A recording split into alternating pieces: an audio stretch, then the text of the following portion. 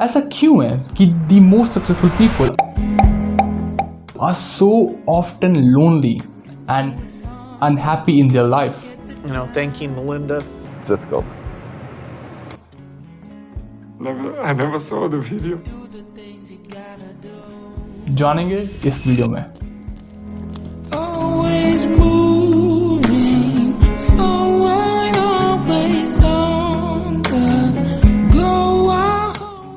The most successful people जो like over success achieve कर चुके हैं, like Albert Einstein, Bill Gates, Elon Musk, and if you want that type of success then you have to pay the price for that exceptional success. And I would say that ये over success means बहुत सारा पैसा, बहुत सारा power, बहुत सारा fame, ये सब के लिए बहुत minority of people पे करते हैं.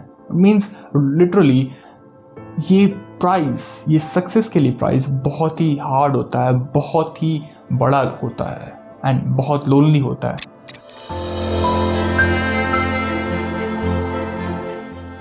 ये हम सब जानते हैं कि the most over success achievers वो सब नॉर्मल इंसान से बहुत ज़्यादा काम करते हैं.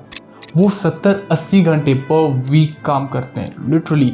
जहाँ एक इंसान सिर्फ 8 घंटे काम करता है दिन में, वो 18 घंटे काम करते हैं. वो अपना हर चीज़ दाव पे लगा देते हैं सिर्फ एक small probability to achieve exceptional status in narrow domain. It's really hard. वो इंसान सिर्फ एक छोटे से प्रोबेबिलिटी पर अपना हर चीज़ दाव पे लगा देते हैं to achieve that exceptional status, to achieve that over success. And it's really hard. उनकी कोई ज़िंदगी नहीं होती खुद की.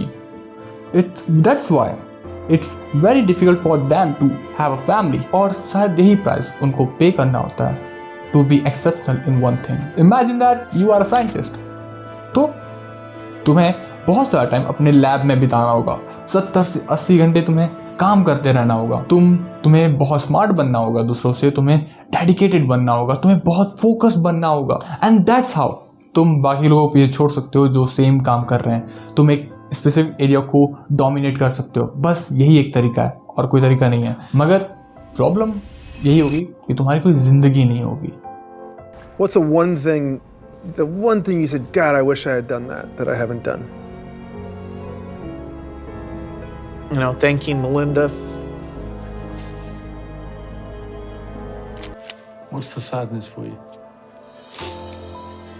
To be the number one and they don't say nothing. They don't see to receive awards. To see what I... He never saw how great you Never. became. No. What you could see from that interview was how much it would have meant to him, I think, was very Yes. clear.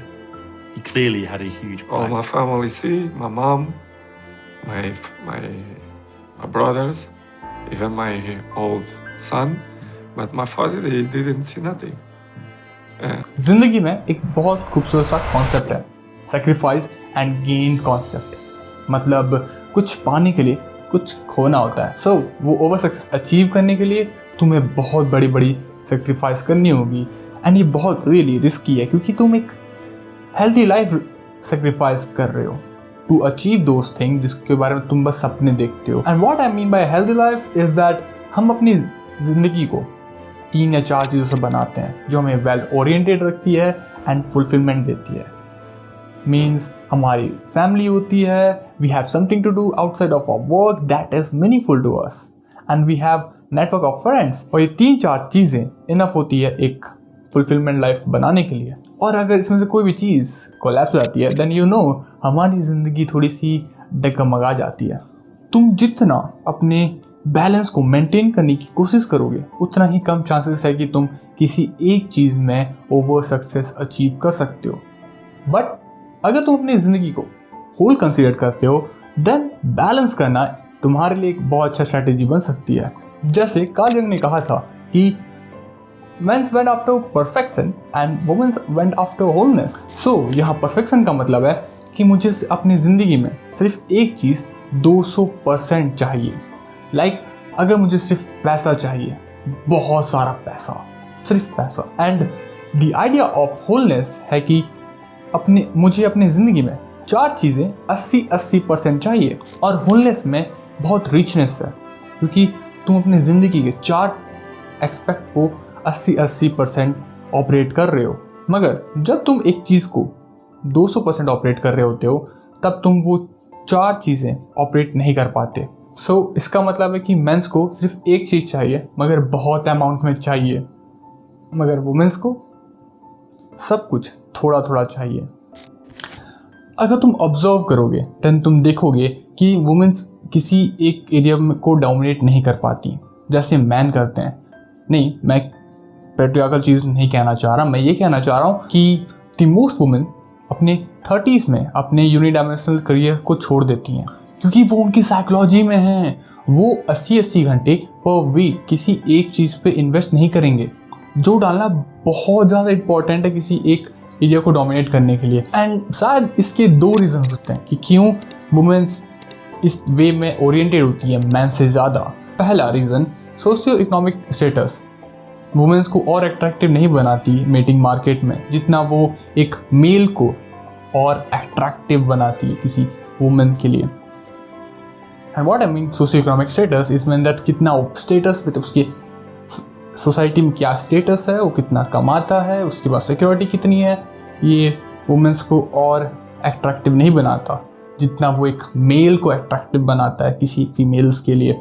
And second इसका reason होता है कि female की जो time span होता है वो बहुत कंप्रेस्ड होता है। मीन्स एक गाय कह सकता है अपने 60s में 70s में कि वो बाद में बच्चे पैदा कर सकता है, वो बाद में अपनी फैमिली कर सकता है, मगर ये सेम केस फीमेल के साथ नहीं है। फीमेल्स को कैसे भी करके 30s to 40s के बीच में उनको फैमिली सेटअप करना होगा, मीन्स उनको बच्चे पैदा करने होंगे। वो ये नहीं कह सकते कि हम बाद में बच्चे पैदा कर सकते हैं। एंड फीमेल्स इस तरह से डिज़ाइन होती है कि फीमेल्स के लिए सबसे ज़्यादा इंपॉर्टेंट उनकी फैमिली और उनके किड्स होते हैं। एंड ऐसा बिल्कुल नहीं है कि वुमेन्स 80 आवर्स किसी एक चीज़ पर काम नहीं कर सकती, वो बिल्कुल कर सकती हैं, वो बिल्कुल वो एनर्जी और फोकस डाल सकती हैं, बट उनको वो वर्थ इट नहीं लगता।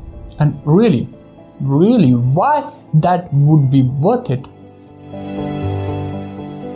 When nobody wakes up you in the morning, and when nobody waits for you at night, and when you can do whatever you want, what do you call it? Freedom or loneliness?